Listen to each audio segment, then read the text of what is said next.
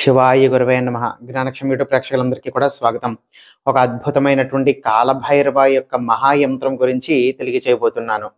ఏదైనా సరే ఒక రాగి రేకు తీసుకోండి. అది మనకి పూజా సామాగ్రి షాపుల్లో లభిస్తూ ఉంటాయి.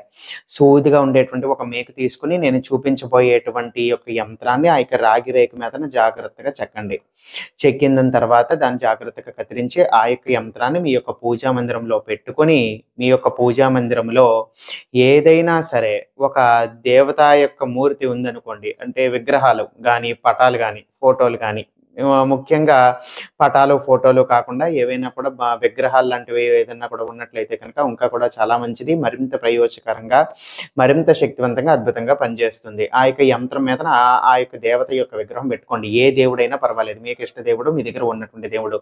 అది అమ్మవారు కానివ్వండి, గణపతి కానివ్వండి, ఇంకెవరైనా కానివ్వండి. ఆ విధంగా పెట్టుకున్న దాని తర్వాత చక్కగా మీరు ప్రతిరోజు ఏ విధంగా అయితే పూజ చేసుకుంటారో అదే విధంగా దీపారాధన చేసుకోండి. ధూపం సమర్పించండి, నైవేద్యం సమర్పించండి.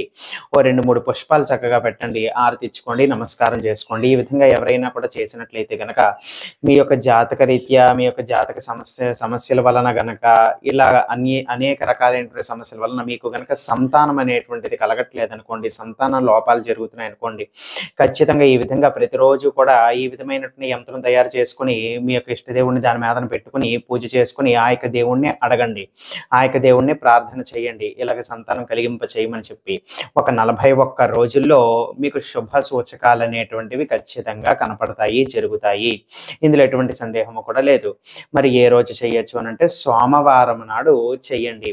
అయితే ఆ యొక్క చేసేటువంటి రోజున శుచిగా చక్కగా తలస్నానం అనేటువంటిది చేసుకుని చక్కగా అయితే ఈ యొక్క యంత్రాన్ని తయారు చేసి పెట్టుకొని చేసుకుంటారు.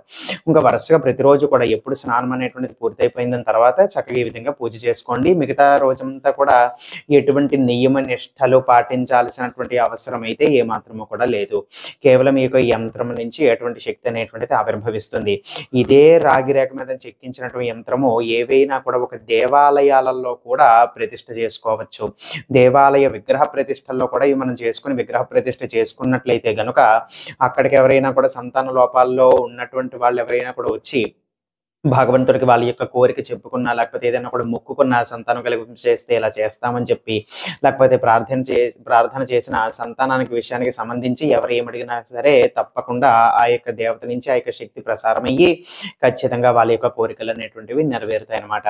ఆ యొక్క యంత్రం అనేటువంటిది చూపిస్తున్నాను, జాగ్రత్తగా అయితే చూడండి.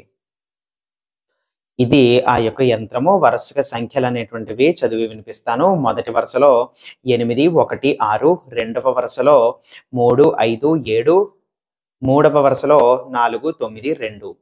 ఇవి 3 వరుసలు అన్నమాట. అందరూ కూడా చక్కగా చూశారు కదా. సర్వే జనా సుఖినో భవంతు. శివార్పణమస్తు.